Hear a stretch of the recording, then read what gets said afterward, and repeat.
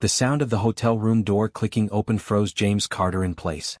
He stood motionless, one shoe off and one still on, his suit jacket hanging from his fingertips.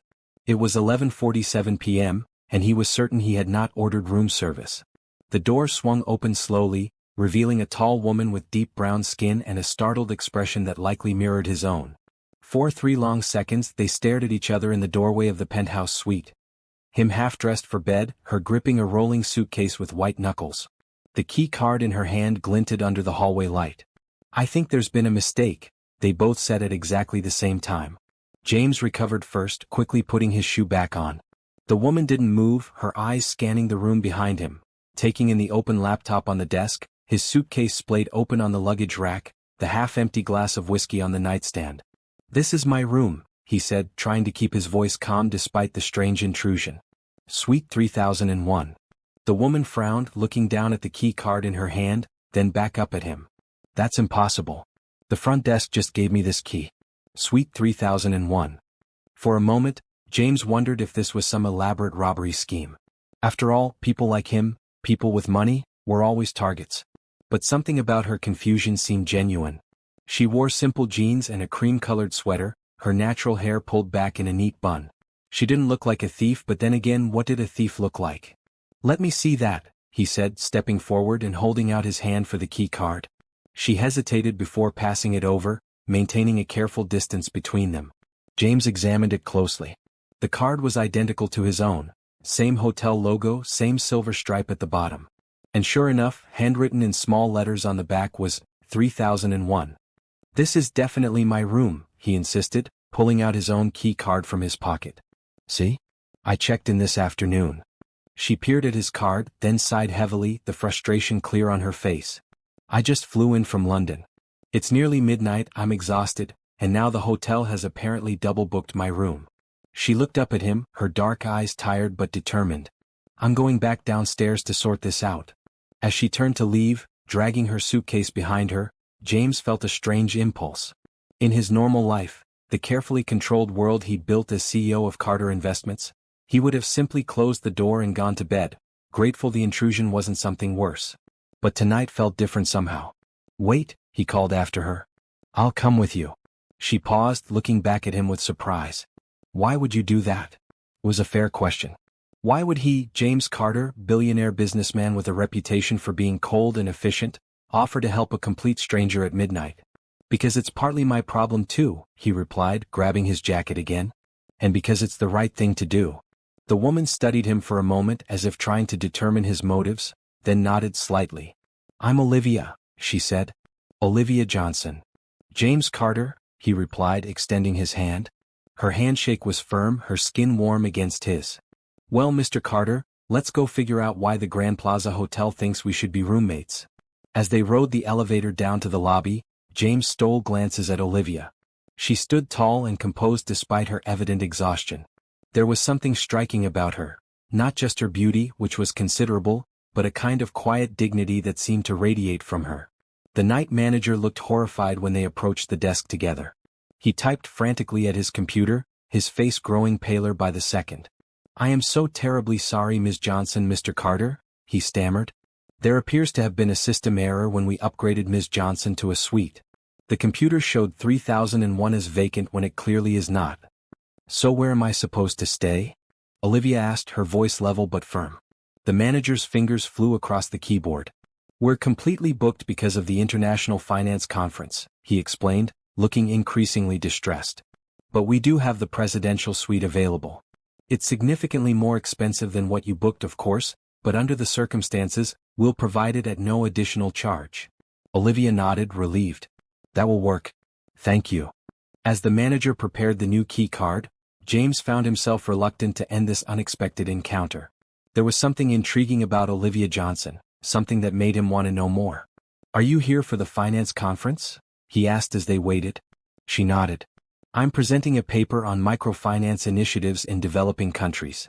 My first time speaking at an event this large." She smiled slightly. "I'm nervous, to be honest." "I'm sure you'll be excellent," James replied, surprised by his own words. He wasn't typically one for empty encouragement. The night manager returned with a new key card. "The presidential suite, Ms. Johnson. And again, our sincerest apologies for the mix-up. Olivia accepted the key. Thank you. She turned to James. And thank you for coming down with me. You didn't have to do that. It was no trouble, he said, suddenly aware of how much he didn't want her to walk away. Before he could talk himself out of it, he added, maybe we could grab coffee tomorrow? I'd be interested to hear about your work. Surprise flickered across her face, followed by a smile that transformed her features. You know what? I like that. How about the hotel cafe at 9? Perfect, James agreed, feeling an unfamiliar flutter of anticipation. As they stepped back into the elevator together, he to return to Suite 3001, she to find the presidential suite on the 32nd floor. Neither could have guessed how that simple key card mix-up would change everything. Nor could they have imagined the storm that was brewing, ready to test whatever connection was forming between them. Because what Olivia Johnson didn't know, what she couldn't possibly know, was that someone had wanted her in that specific room tonight for a very particular reason. And now that the plan had failed, things were about to get complicated. Very complicated indeed. The hotel cafe buzzed with morning activity as James settled at a corner table, checking his watch for the third time in 5 minutes. It was 8:55 a.m. He'd arrived early, something he did for business meetings but never for social encounters. Then again, he rarely had social encounters at all. At exactly 9 o'clock, Olivia walked through the door. She traded last night's travel clothes for a tailored navy blue pantsuit, her hair now styled in loose curls that framed her face. Several heads turned as she made her way across the room, but her eyes were already fixed on James. Good morning, she said, sliding into the seat across from him. Did you sleep well after our midnight adventure? James found himself smiling. Better than expected. You. Like a rock. The presidential suite has a bed the size of my entire London apartment. She picked up the menu. Though I did wonder if I'd dreamed the whole thing. A mix-up with a billionaire's hotel room seems like something from a movie, not real life. James raised an eyebrow. You know who I am? Olivia looked up, her expression amused. I googled you after I got to my room.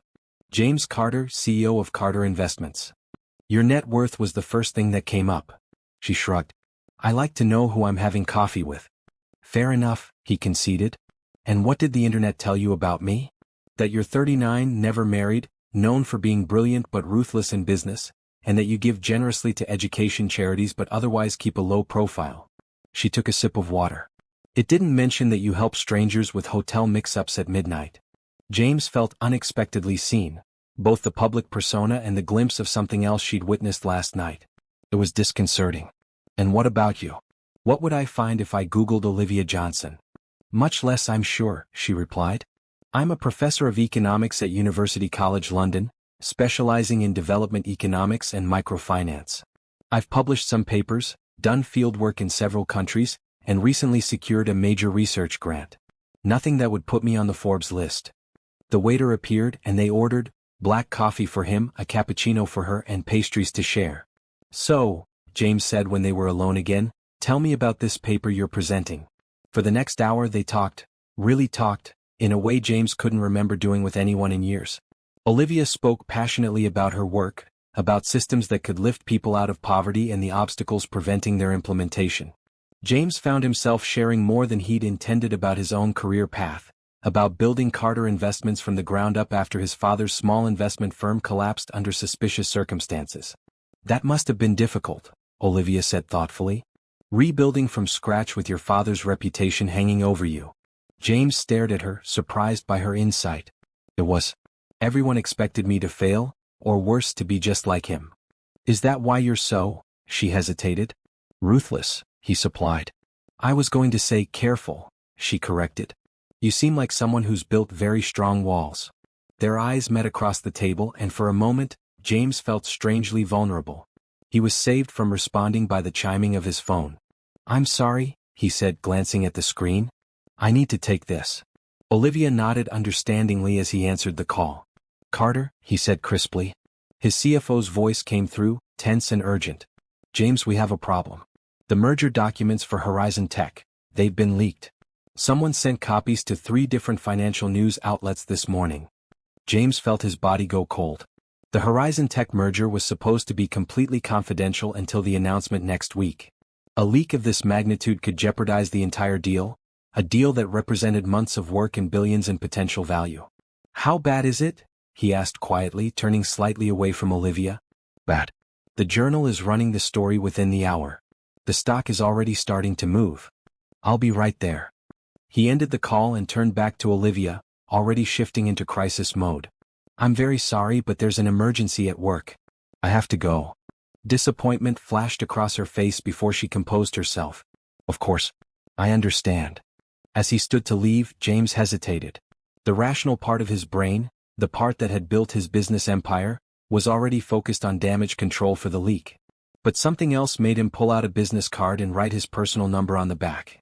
I'd like to continue our conversation, he said, sliding the card across the table. Maybe dinner tonight? If you're free. Olivia picked up the card, studying it for a moment before tucking it into her jacket pocket. I'd like that, she said with a smile that made his pulse quicken despite the crisis waiting for him. Call me when you've saved your company.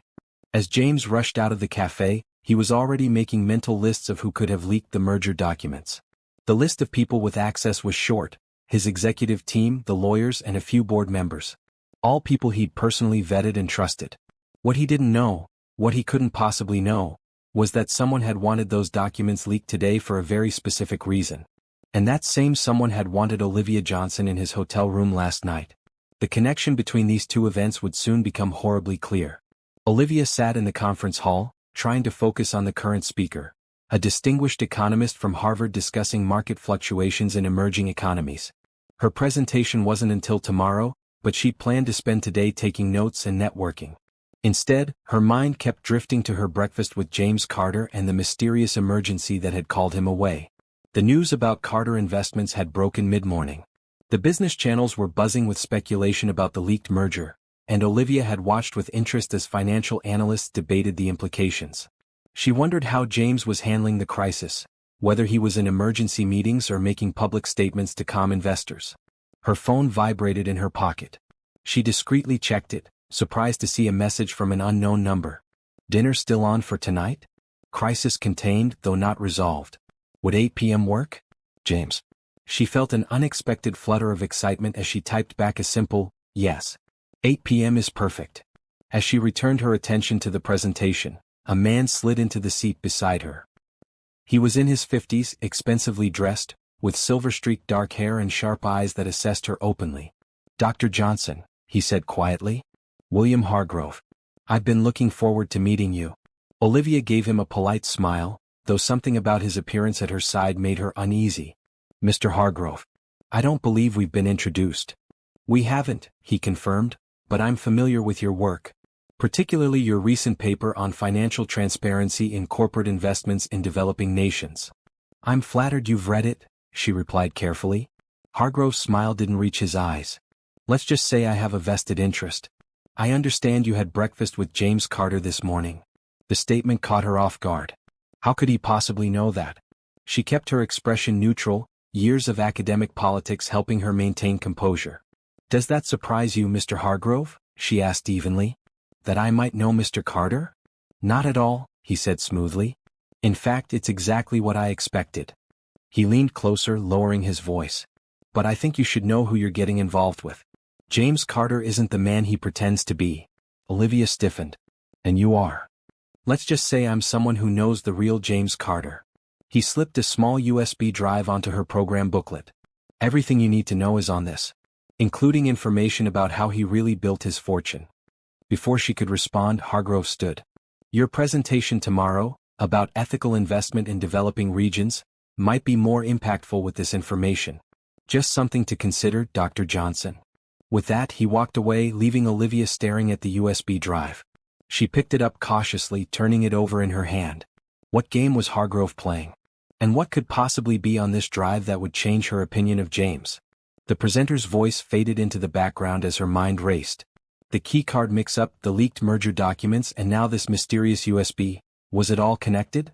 It seemed impossible, yet the timing was too perfect to be coincidence. Her instinct was to throw the USB away.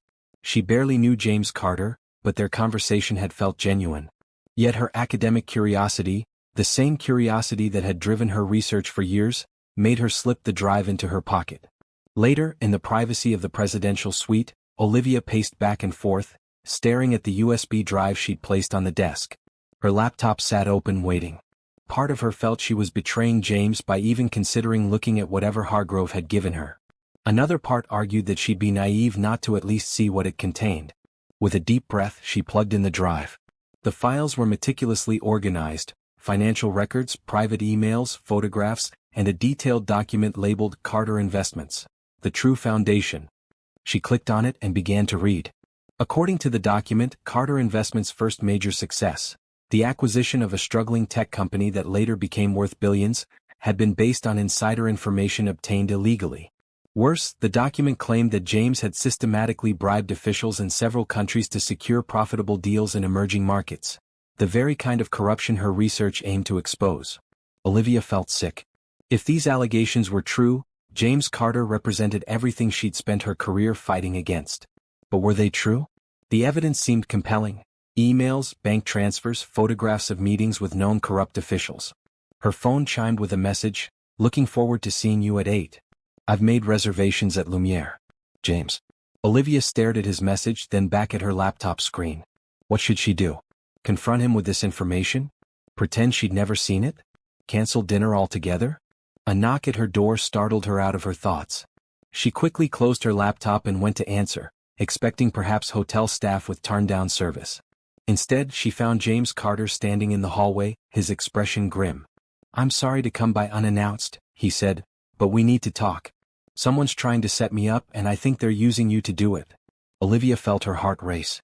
"What do you mean?" James glanced down the hallway before meeting her eyes again. "May I come in? This isn't a conversation we should have in the corridor."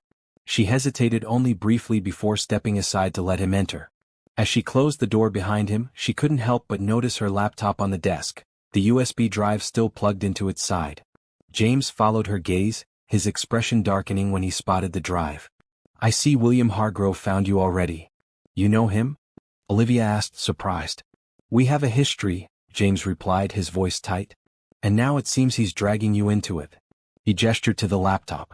"I assume that drive contains all sorts of damning evidence against me?"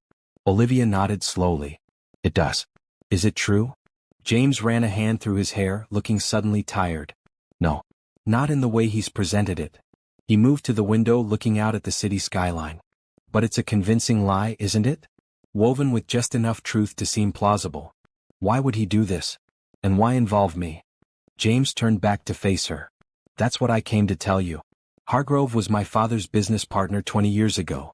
They were involved in exactly the kind of corruption he's now accusing me of.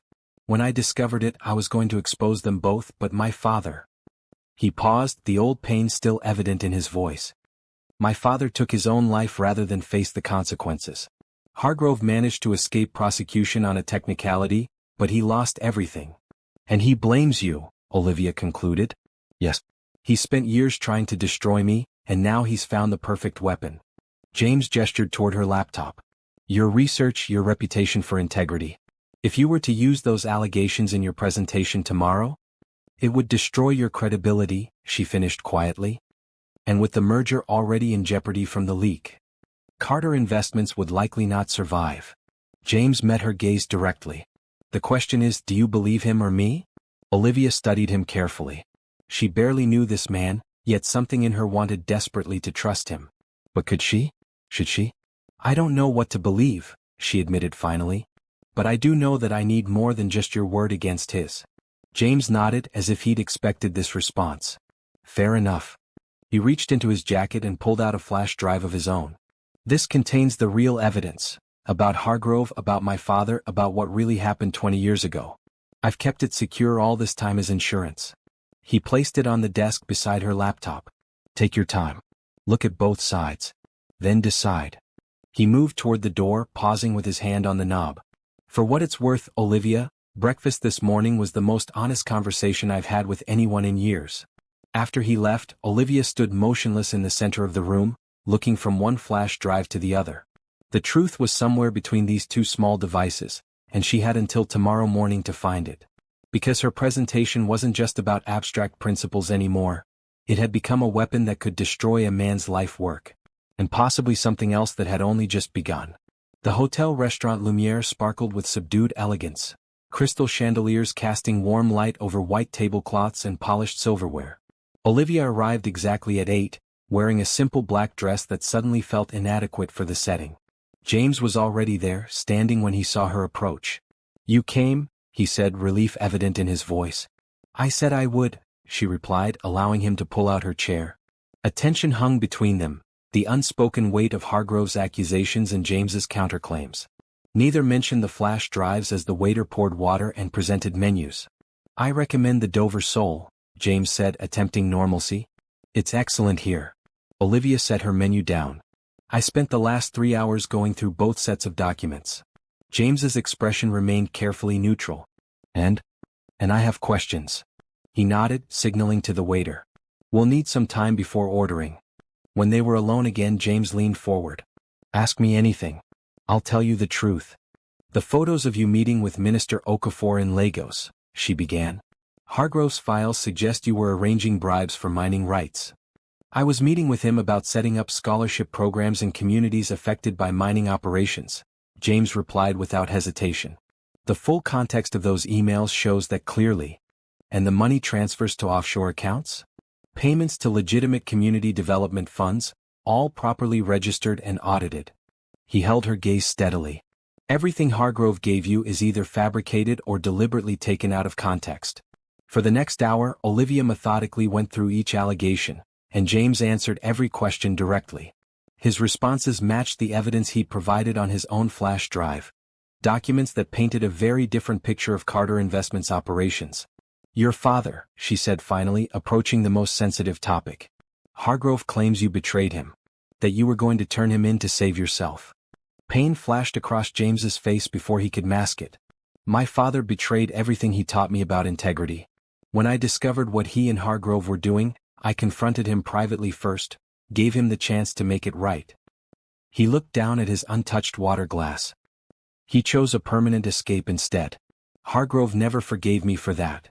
The waiter appeared again, and this time they ordered simple dishes neither of them would likely taste. "I believe you," Olivia said quietly when they were alone again. James looked up sharply. "Why?" It was a strange question. Most people would simply accept being believed. But James Carter wasn't most people.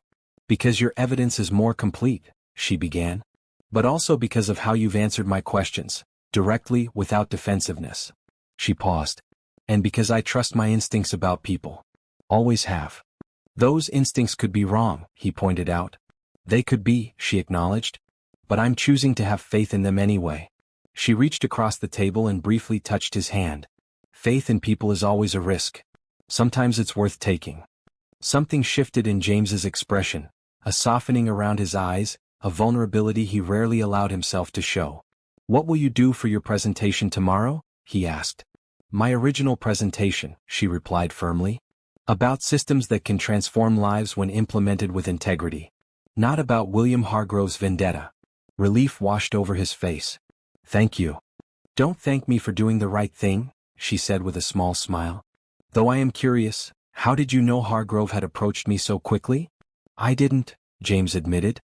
"But when I traced the merger leak back to a hacked email account, I found other surveillance, photos of us at breakfast, hotel records showing your room assignment. It wasn't hard to guess his next move." "So the keycard mix-up," Olivia began, "was deliberate," James confirmed. "Hargrove has connections at the hotel. He wanted you in my room, probably had it bugged. When that failed, he moved to Plan B." A chill ran through Olivia as she realized how elaborately she'd been manipulated. "And the merger leak was timed to distract you while he approached me." James nodded. "Hargrove has always been thorough." Their food arrived, but neither paid much attention to it. The conversation shifted to lighter topics. Her life in London, his rare time away from work, books they'd both read, places they'd traveled.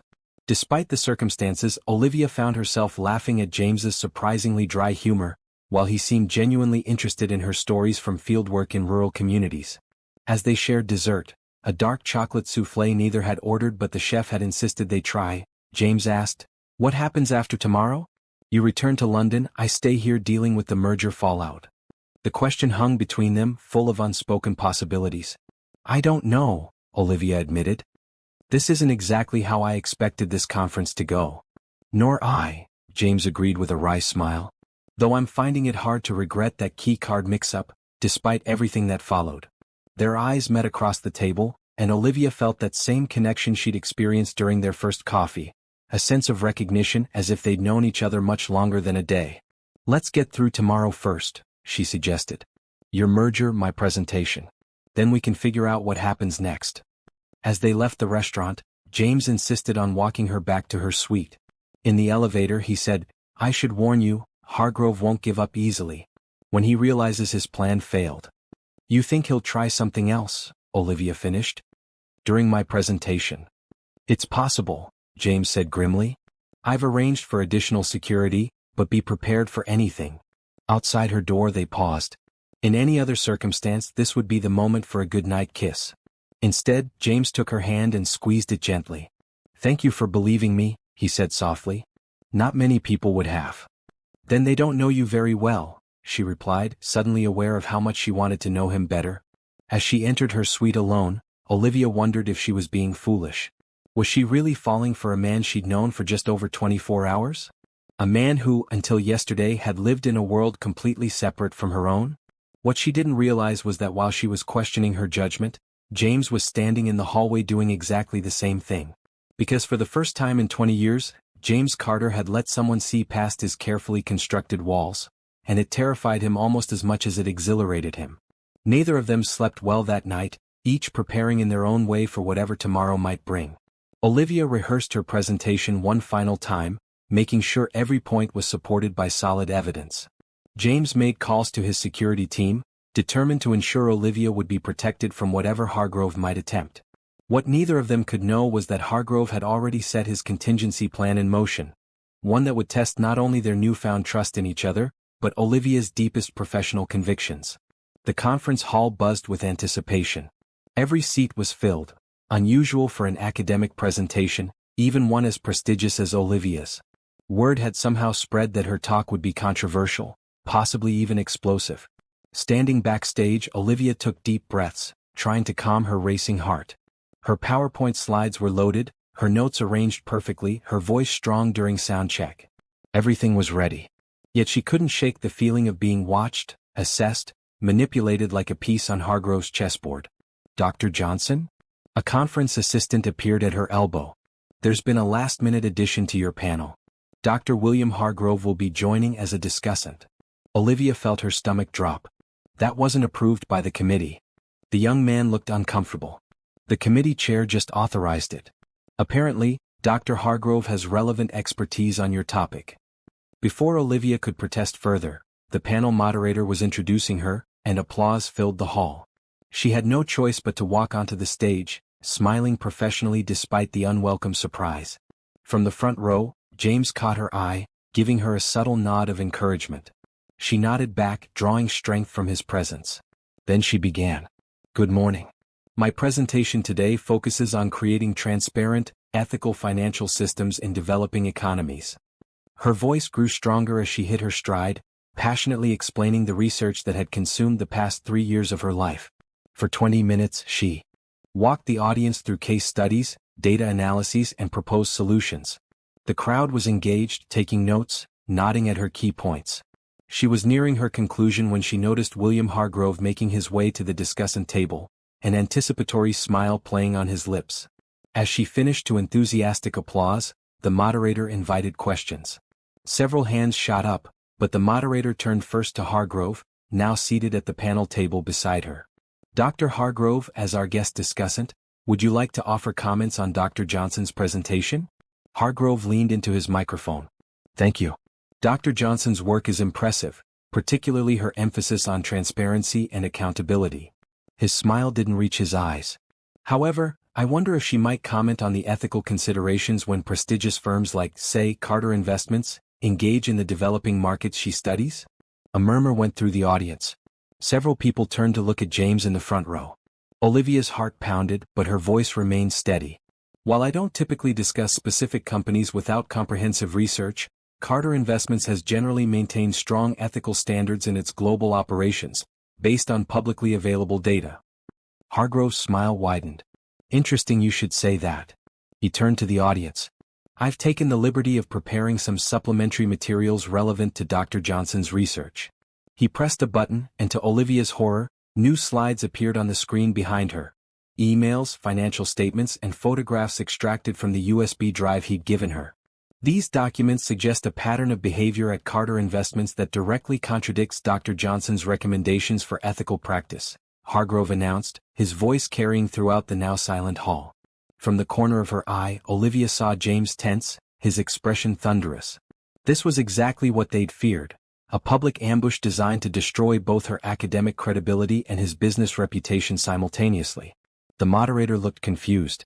Dr. Hargrove, this wasn't part of the approved presentation. Sometimes academic discourse requires unexpected interventions, Hargrove replied smoothly. I believe the audience deserves to see evidence of how major investment firms actually operate in these regions. Olivia knew she had seconds to respond before the situation spiraled beyond recovery. Drawing a deep breath, she leaned into her microphone. What the audience deserves, she said clearly, is accurate information rather than manipulated data presented without context. She stood, commanding the room's attention. Dr. Hargrove has shown you carefully edited documents designed to create a false narrative. Hargrove's smile faltered. These documents speak for themselves. Actually, they don't, Olivia countered, gaining confidence. As an economist who specializes in data integrity, I can demonstrate exactly how these materials have been altered. She turned to the audience. Would you like to see the complete documents rather than these selective extracts? A chorus of affirmative responses prompted her to connect her laptop to the projection system.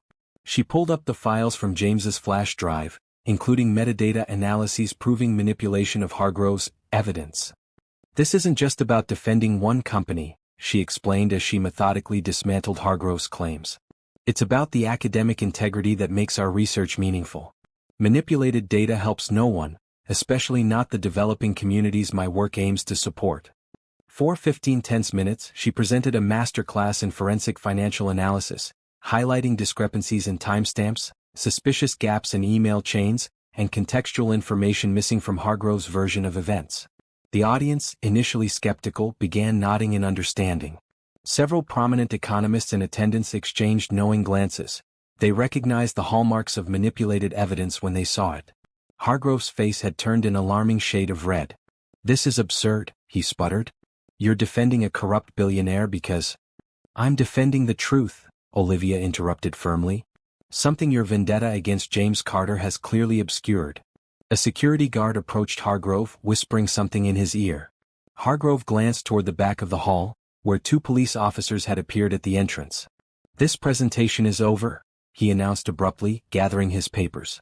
On the contrary, Olivia replied, it's just becoming truly educational. She gestured to the officers. I believe those gentlemen may want to discuss the illegal surveillance you arranged at this hotel, not to mention computer hacking and corporate espionage. Hargrove's eyes darted from the officers to James, who now stood calmly watching from the front row. You think this is over, Carter? He spat. This is just beginning. As the officers approached, Hargrove suddenly bolted toward a side exit. One officer pursued him while the other spoke into his radio. The moderator, looking thoroughly flustered, tried to regain control of the session. Perhaps we should take a brief recess, he suggested, his voice strained. The audience began buzzing with excited conversation as Olivia gathered her materials. Her hands trembled slightly, the adrenaline of the confrontation finally catching up with her. James made his way to the stage, concern written across his features. Are you all right? He asked quietly. Olivia nodded, managing a shaky smile. I think so. Did you arrange for the police? After I found evidence of the hacking, yes, he confirmed. But that performance, exposing his manipulated evidence so thoroughly, that was all you. It was terrifying, she finished. I was going to say brilliant. His admiration was evident. You didn't just defend yourself, or me. You stood up for something more important. Their eyes met, and in that moment, surrounded by curious onlookers and conference officials, something shifted between them. A deepening of the connection that had begun with a mistaken key card. As they left the stage together, a reporter approached, requesting comments on what had just transpired. James stepped slightly in front of Olivia, protective. No questions right now, he said firmly. The conference chair hurried over, apologizing profusely to Olivia for the disruption. We had no idea Dr. Hargrove had this agenda. The officers have asked that you both remain available for statements. In the aftermath, they found a quiet corner of the conference center. Olivia sank into a chair, the full weight of what had happened settling over her. I just destroyed a man's reputation in front of the entire economics community, she said quietly. A man who was trying to destroy both of us, James reminded her gently. I know. And I don't regret exposing the truth. She looked up at him, her expression troubled. But this isn't who I am, public confrontations, police involvement. My life is research and teaching, not whatever this is. James nodded, understanding her discomfort. For what it's worth, I never wanted to drag you into my history with Hargrove. You didn't drag me anywhere, she corrected him. I made my own choices. A police officer approached, requesting that they provide formal statements. The next few hours passed in a blur of questions, explanations, and paperwork. The officers confirmed that Hargrove had been apprehended trying to leave the hotel. It was late afternoon by the time they were free to leave. Standing in the hotel lobby, James asked, "What do you need right now?" Olivia considered the question. What she needed wasn't something she could easily name: peace, perhaps, or perspective. Fresh air, she said finally. Somewhere away from all this. I know just the place, James replied. The car wound through city streets, then up into the green hills surrounding the metropolis. Olivia watched the urban landscape recede through the window, grateful for the growing distance between herself and the morning's events. Where are we going? She asked. Somewhere I go when I need to think, James answered, keeping his eyes on the winding road ahead. It's not far. 20 minutes later, they pulled into a gravel driveway leading to a modest stone cottage. The building was nestled among tall pines, with a wraparound porch and climbing roses framing the entrance. It looked nothing like what she would have expected from a billionaire's retreat. This is yours? Olivia asked as they stepped out of the car. James nodded, retrieving a key from under a flowering pot. It belonged to my grandmother. When she passed, I couldn't bear to sell it. He unlocked the door, gesturing for her to enter. My staff maintains it, but I'm the only one who uses it. The interior was simple but welcoming. Comfortable furniture, shelves lined with well-read books, and large windows that filled the space with dappled light. No cutting-edge technology, no expensive art, just a home that had been loved. It's beautiful, Olivia said, feeling some of the day's tension begin to ease from her shoulders. There's a walking path behind the house that leads to a small lake, James offered. Would you like to see it? The path was dappled with sunlight filtering through the trees, the only sounds their footsteps and birdsong. Neither spoke as they walked, but the silence between them was comfortable rather than awkward. The lake appeared suddenly as they rounded a bend, a perfect circle of blue water surrounded by trees and flowering bushes. A small wooden dock extended into the water, with 2 Adirondack chairs positioned at its end. My grandmother called this her thinking spot, James said as they walked out onto the dock. She said the water helped clear her mind. They sat in the chairs, looking out over the calm surface. Olivia closed her eyes, feeling the gentle warmth of late afternoon sun on her face. For the first time since Hargrove had approached her, she felt her breathing slow to a normal rhythm. Thank you for bringing me here, she said after several minutes. It's exactly what I needed. James studied her profile, admiring the quiet strength he saw there. You were remarkable today, he said softly. Olivia opened her eyes, turning to face him. I was terrified, she admitted. But something happens when your principles are challenged directly. You either stand by them or you don't. There's no middle ground. That's what I've observed about you, James said thoughtfully.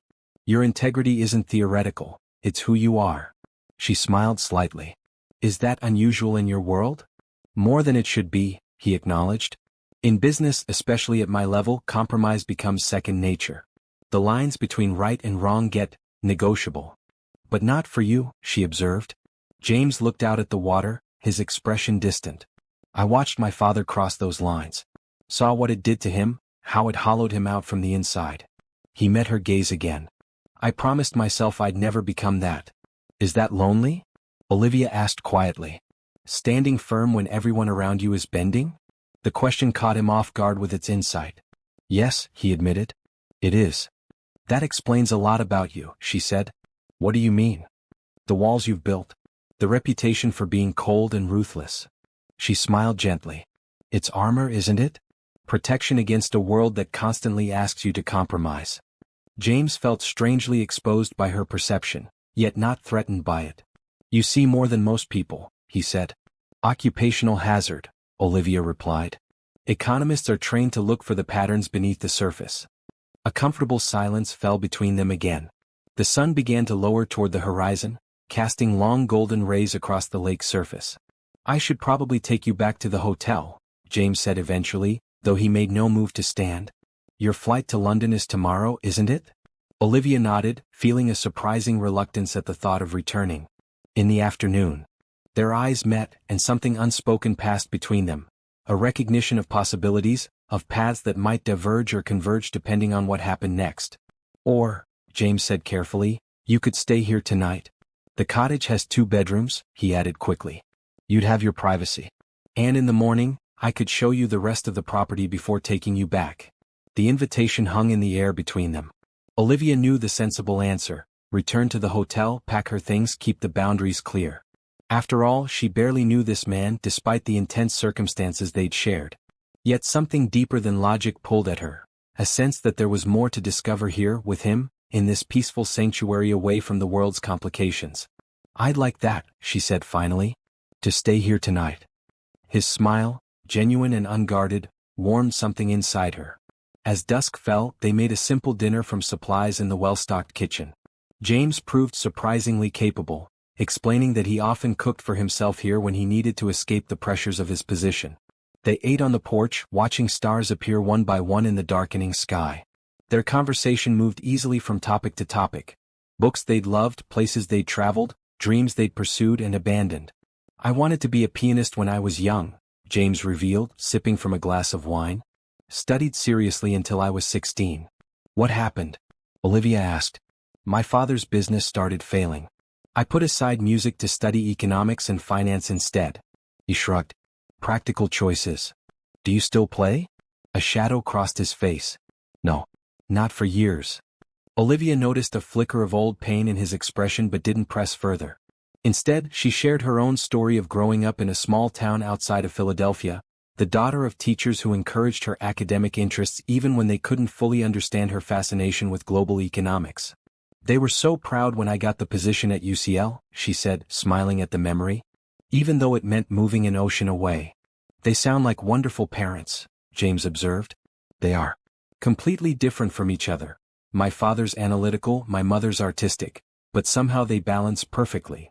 Her expression softened. 35 years married, and they still hold hands when they walk together. "That's rare," James said. "To maintain that kind of connection." "It is," she agreed.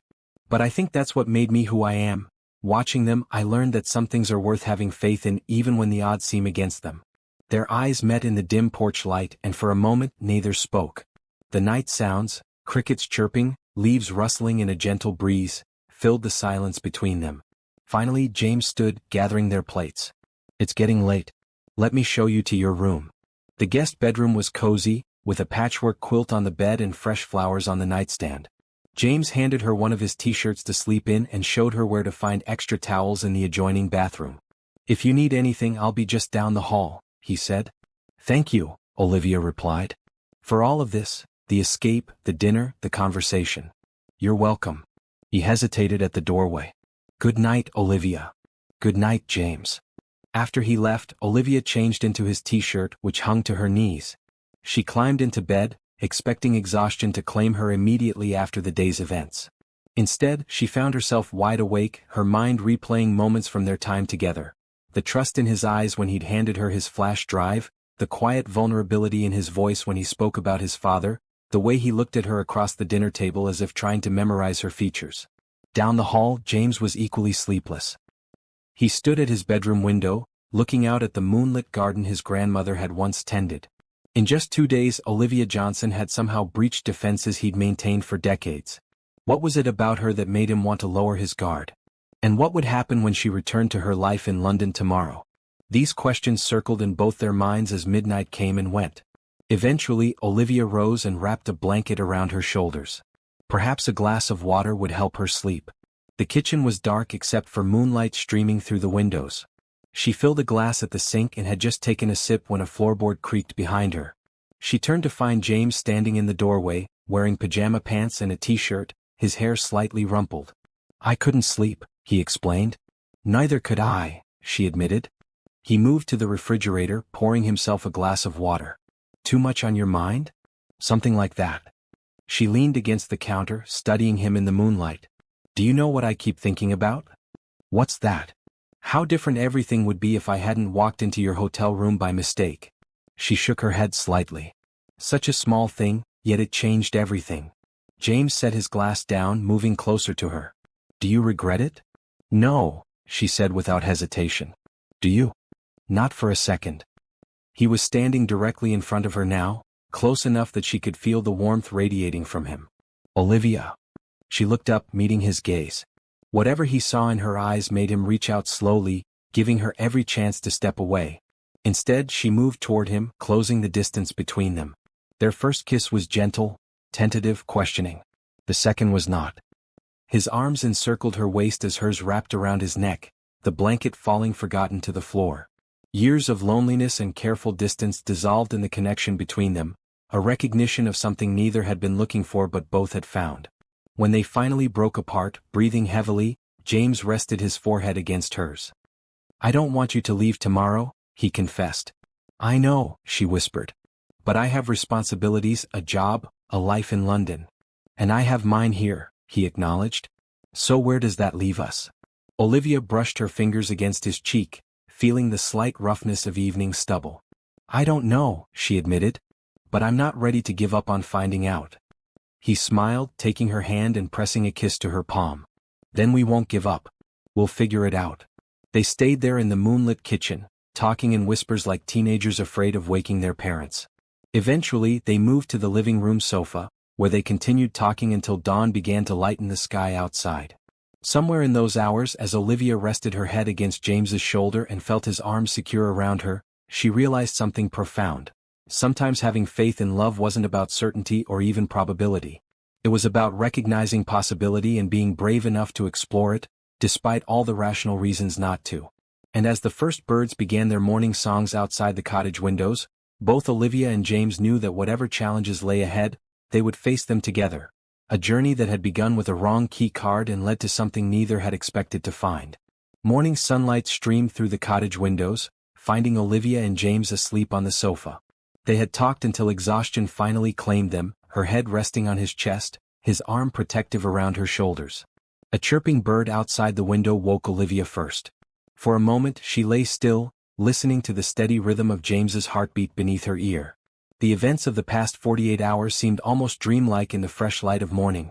The keycard mix-up, Hargrove's scheme, the confrontation at the conference, and now this unexpected closeness with a man who had been a stranger just days ago. James stirred, his arm tightening slightly around her before his eyes opened. Good morning, he said, his voice rough with sleep. Morning, she replied, reluctantly sitting up.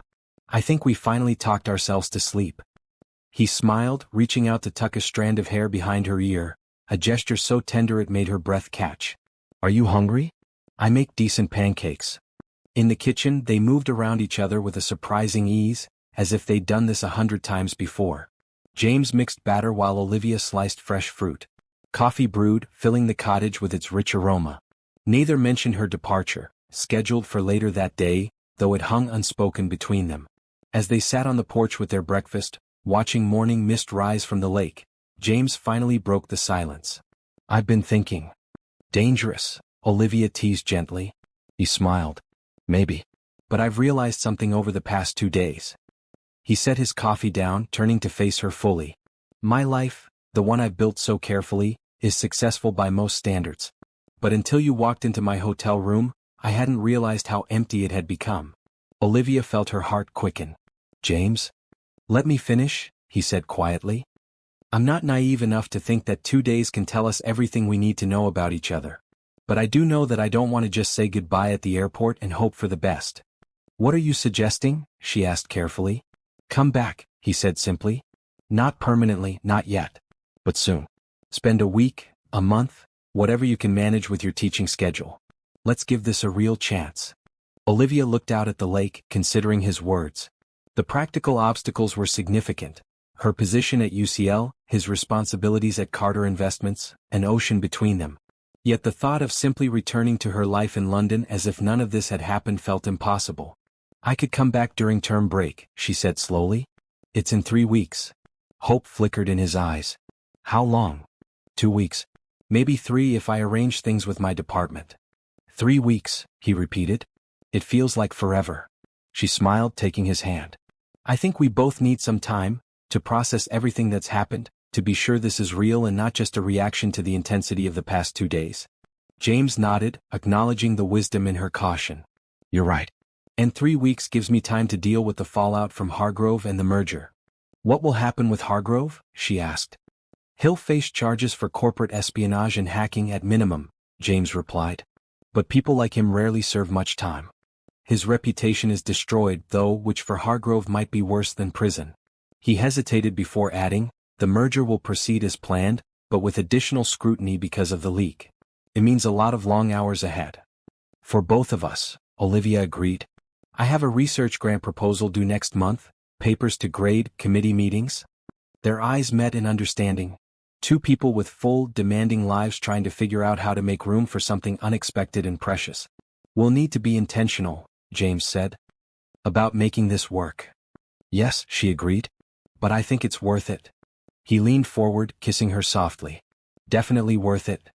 They spent their remaining hours at the cottage walking the property, James showing her his grandmother's gardens and telling stories from his childhood visits. Olivia listened, storing away these glimpses into the man behind the billionaire facade, adding them to the growing collection of things she was coming to love about him. As midday approached, they reluctantly returned to the cottage to gather their things. Reality was calling, her flight to London, his responsibilities at Carter Investments. I should get you back to the hotel, James said, checking his watch. You'll need time to pack before your car to the airport. Olivia nodded, trying to ignore the heaviness settling in her chest. Yes, I suppose we should go. As they drove back toward the city, James's phone rang through the car's speakers. He glanced at the display. It's my office. Do you mind if I take it? Of course not, she replied. Carter, he answered, his voice shifting into the confident, authoritative tone she imagined he used in board meetings. His CFO's voice filled the car. James, we've got a situation with the Horizon deal. The board is calling an emergency meeting in 2 hours. What happened? James asked, his grip tightening on the steering wheel. Hargrove reached out to them before his arrest. Planted enough doubt that they're reconsidering the terms. James's jaw tightened. I'll be there. He ended the call, turning to Olivia with an apologetic expression. I'm sorry. Don't be, she said quickly. This is your company, your responsibility. I understand. It means I can't take you to the airport, he said, the regret evident in his voice. James, it's fine, she assured him. I'm perfectly capable of getting myself to an airport. He smiled slightly. I know you are. I just wanted more time. We'll have time, she promised. 3 weeks isn't so long. When they reached the hotel, James pulled into the circular drive and turned to her, taking both her hands in his. Call me when you land? I don't care what time it is here. I will, she agreed. He leaned across the console, kissing her with an intensity that spoke of everything they weren't saying. The fear that this fragile connection might not survive the separation, the hope that it would, the surprise of finding each other in the first place. 3 weeks, he murmured against her lips. 3 weeks, she confirmed, then forced herself to pull away and exit the car before her resolve weakened. As she watched his car drive away, Olivia felt a momentary doubt. Was she being foolish? Falling for a man she'd known for only 2 days, a man whose world was so different from her own? But as she turned to enter the hotel, she remembered his face in the moonlight, the honesty in his eyes when he spoke about his father, the way he'd looked at her as if she were something precious. Some things, she decided, were worth having faith in even against the odds. 3 weeks later, James stood at the international arrivals gate, scanning the emerging passengers for a glimpse of Olivia. When she finally appeared, pulling her suitcase and looking slightly tired from the long flight, his heart seemed to restart after a 3-week pause. She spotted him and smiled, that particular smile he'd replayed in his memory countless times since she'd left. As she walked toward him, everything else faded into the background. The noise of the terminal, the crowds of travelers, the constant pinging of his phone with messages from the office. Welcome back, he said when she reached him. It's good to be back, she replied, her voice warm with promise. As he took her suitcase with one hand and clasped her free hand with the other, James felt something he hadn't experienced in years. A sense of coming home, not to a place but to a person. And in that moment, both of them knew that this was just the beginning of their story. The late autumn rain pelted against the windows of James's penthouse apartment, creating a cozy backdrop for the quiet evening. Olivia sat curled on his sofa, papers spread around her as she reviewed student dissertations she'd brought from London. Across the room, James worked at his desk, occasionally glancing up to watch her. The way she bit her lower lip when concentrating, how she twirled her pen between her fingers when thinking. 2 weeks into her visit, they had fallen into a comfortable rhythm, working separately but together during the days, exploring the city or simply enjoying each other's company in the evenings. Tonight, they had opted to stay in, ordering dinner and settling into comfortable silence punctuated by occasional conversation. Olivia looked up, catching James watching her. "What?" she asked, smiling.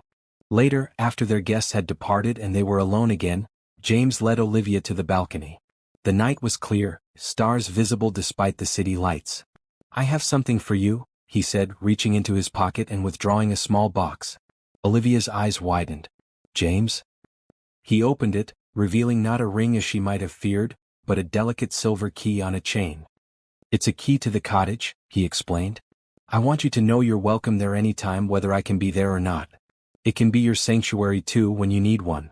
Tears filled her eyes as she took the necklace, understanding the significance of the gesture. The cottage was his private refuge, the one place he truly let his guard down. Giving her access to it meant something deeper than mere convenience.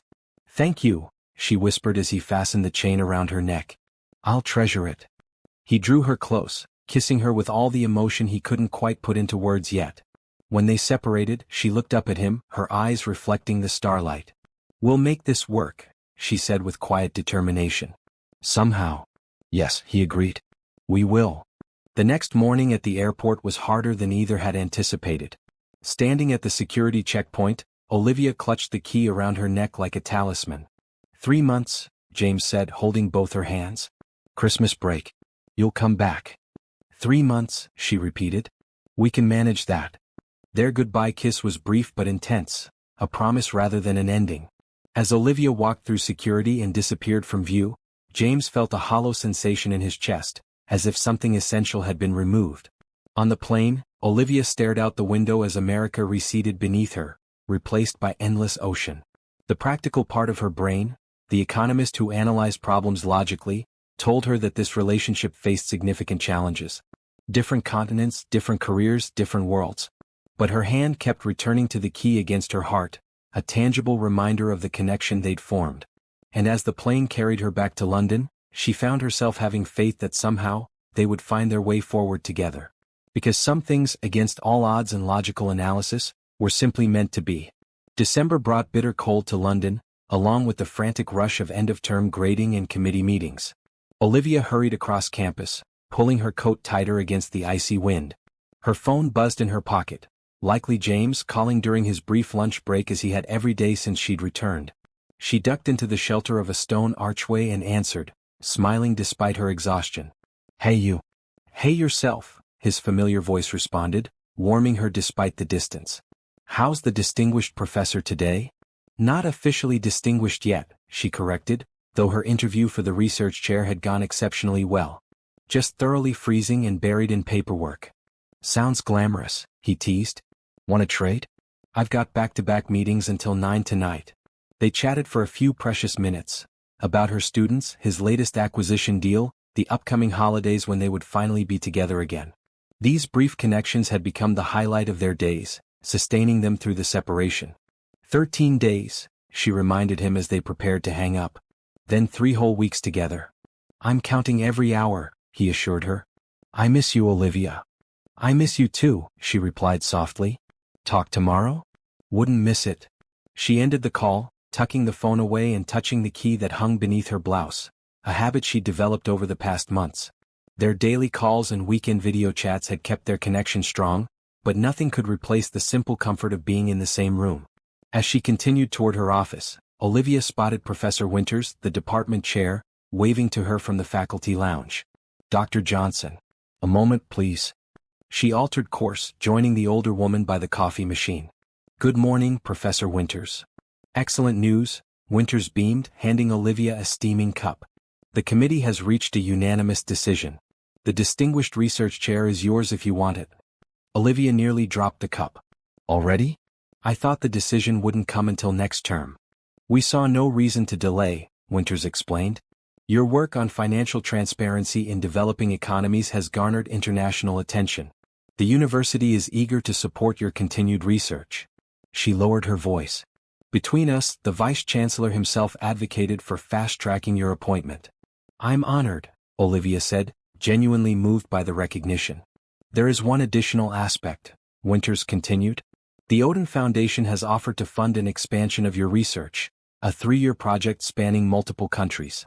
It would mean significant travel, of course, but with a substantial budget and staff." Olivia's mind raced. The Odin Foundation was one of the most prestigious funding sources in her field. Such an opportunity could elevate her research to unprecedented impact. "The full proposal is in your inbox," Winters added. "The foundation needs your answer by New Year's." "Thank you for letting me know," Olivia managed, her thoughts already churning with the implications. The rest of the day passed in a blur. In her office, Olivia studied the Odin Foundation's proposal, comprehensive, ambitious, and exactly aligned with her research goals. It was the opportunity of a lifetime. It would also mean postponing her Christmas trip to see James. The initial planning meetings were scheduled for the very weeks they'd planned to be together. That evening, rather than their usual quick call, Olivia requested a video chat.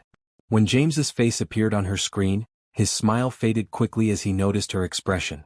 "What's wrong?" he asked immediately. She took a deep breath and explained, "The research chair appointment, the Odin Foundation grant, the scheduling conflict." As she spoke, she watched his face carefully, seeing disappointment war with pride in her accomplishments. "This is incredible," he said when she finished. "You deserve every bit of recognition. But it means changing our plans," she said quietly. "The initial meetings can't be rescheduled. They've gathered experts from around the world." James was silent for a moment, visibly processing the news. "When would we see each other?" "February," she said. "During reading week. It's the earliest I could come." "Another 2 months," he murmured, not quite hiding his disappointment. "I'm sorry," she said, feeling torn between her professional opportunity and their relationship. "I know we've been counting on Christmas together."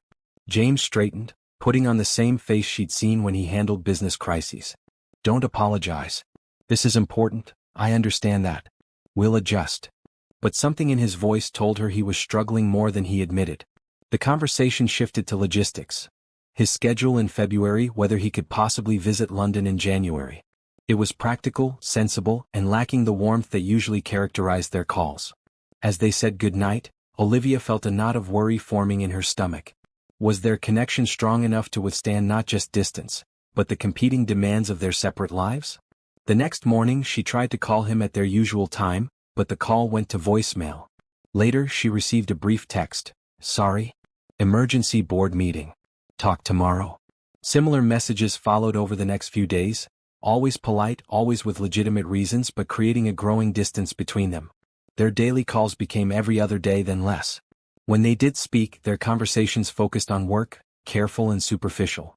A week before Christmas, Olivia sat alone in her flat, staring at her phone.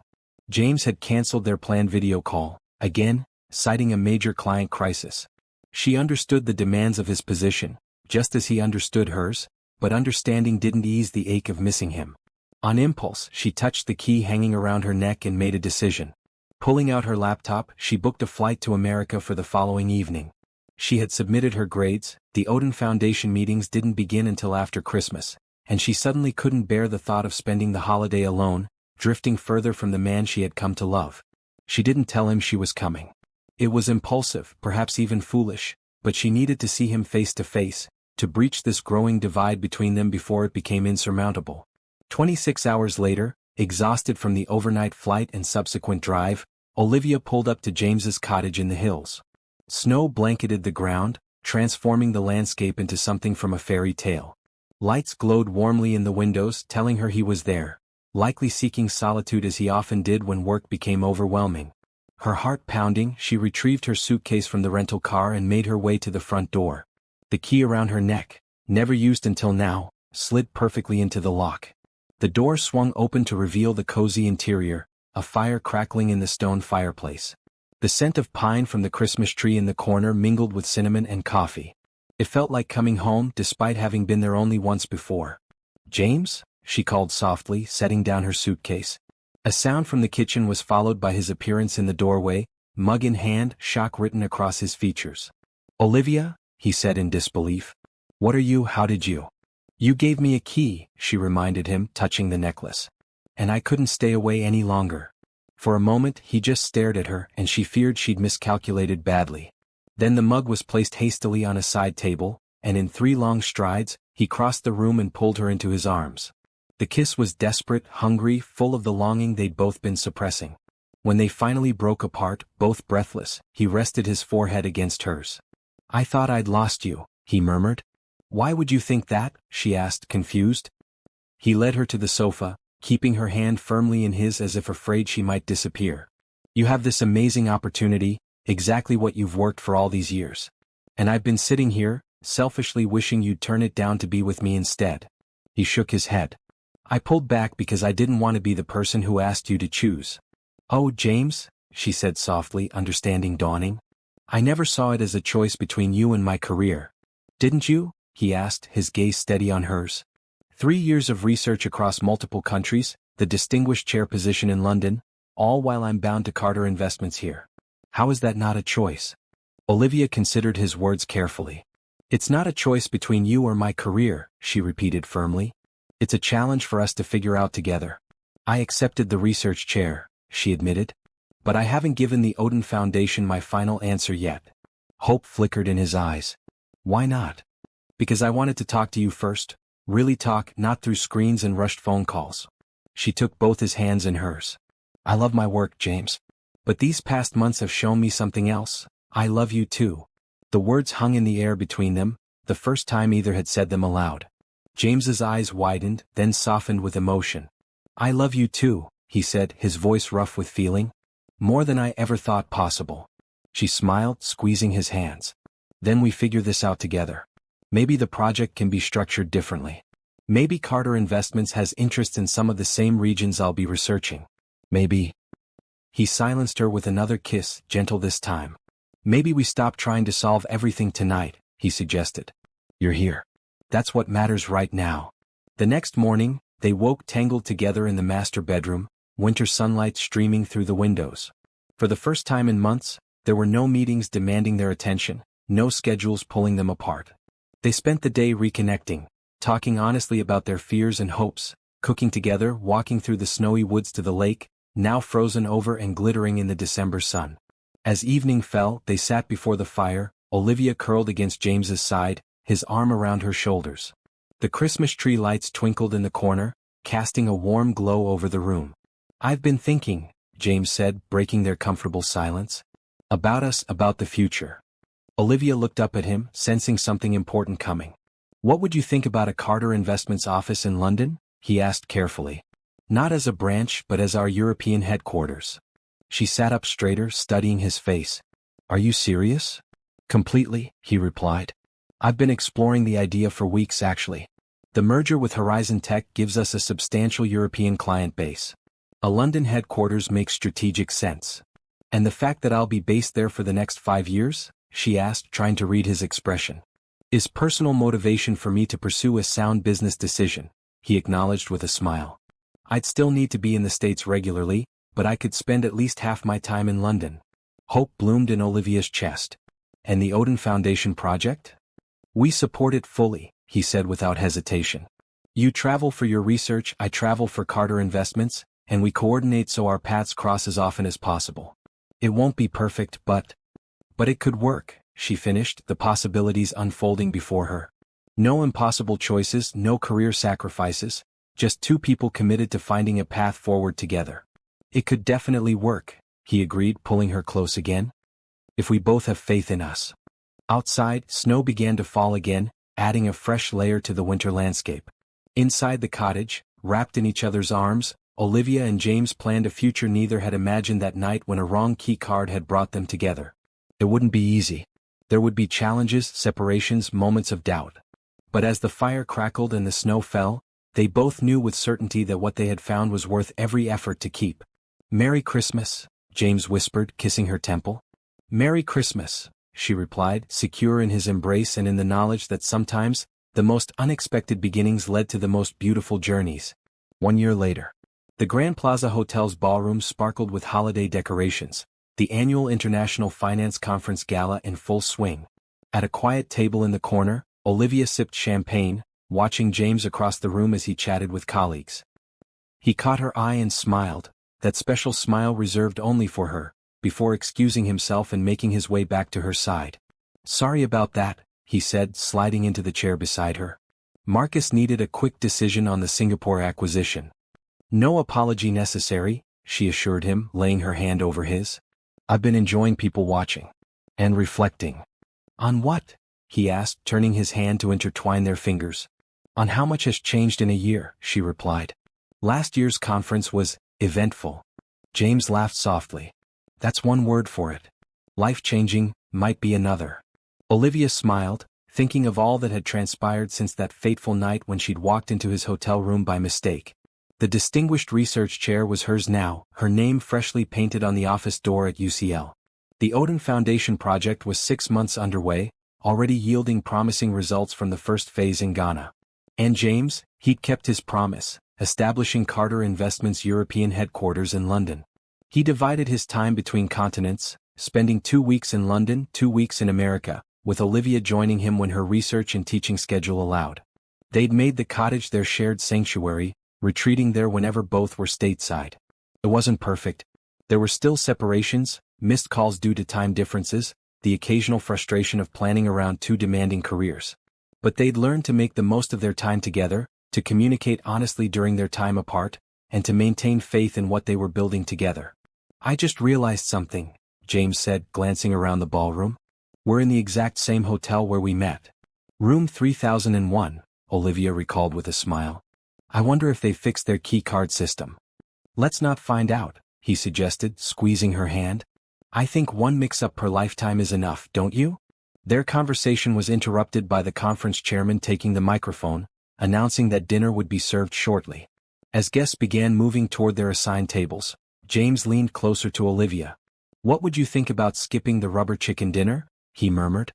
"I have something I'd like to show you." Intrigued by the hint of mystery in his voice, Olivia nodded. They slipped out of the ballroom discreetly, James leading her toward the elevators. "Where are we going?" she asked as they stepped inside, and he pressed the button for the 30th floor. "You'll see," he replied, an unusual nervousness in his expression.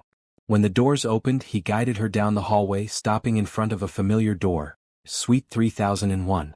Olivia looked at him questioningly as he produced a key card. "James, what are you doing?" "Indulge me," he said with a smile, sliding the card into the lock.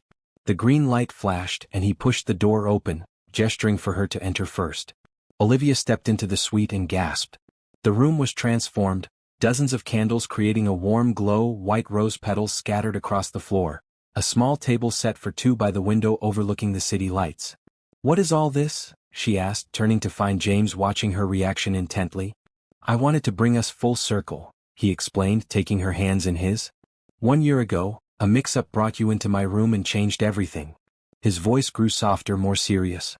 "You walked into my life by accident, but staying there, that was a choice we made together."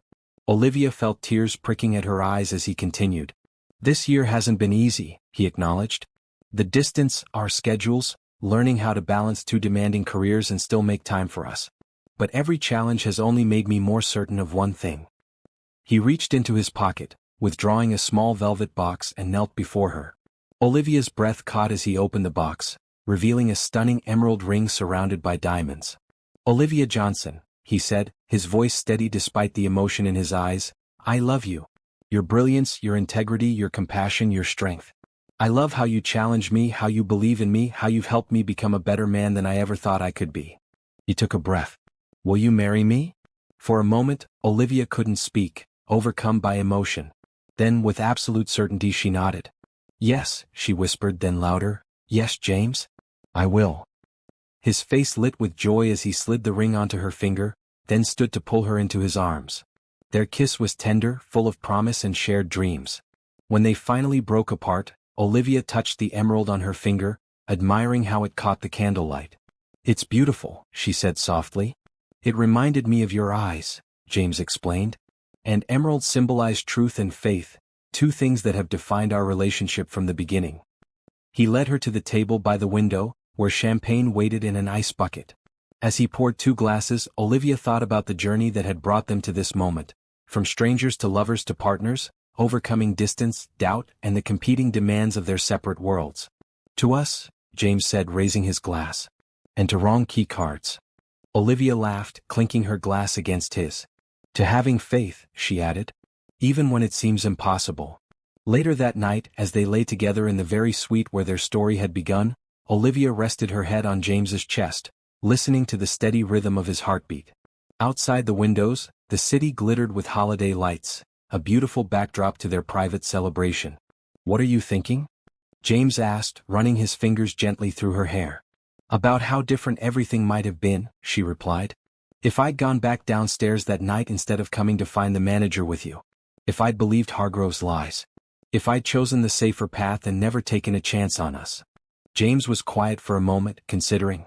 I don't think we would have missed each other, he said finally. Some connections are meant to happen one way or another. Olivia smiled, raising her head to look at him. That's surprisingly unscientific coming from you. You've changed me, he said simply. Taught me that not everything can be analyzed in terms of risk and return. Love isn't a business transaction, she agreed, then added with a teasing smile, though I do think I got the better end of the deal. He laughed, pulling her closer. I'm the one marrying the distinguished research chair, international economic expert, and the most beautiful woman I've ever met. I think I win. Maybe we both win, she suggested, settling back against him contentedly. They still had challenges ahead, wedding plans to coordinate across continents, 2 homes to potentially combine, busy careers to balance. The path forward wouldn't always be smooth. But as Olivia drifted toward sleep in James's arms, she felt complete confidence in their shared future. Because sometimes the most unexpected beginnings led to the most beautiful journeys. Sometimes a simple mistake, a wrong key card, could lead to the most important discovery of all. That love, when you found it, was always worth having faith in no matter the odds. And in the quiet of the night, in the very room where it all began, Olivia and James held on to each other, secure in the knowledge that they had found something rare and precious. A love strong enough to bridge different worlds, to overcome distance and doubt, to grow stronger through every challenge. A love that had started with a wrong key card, but had found exactly the right destination.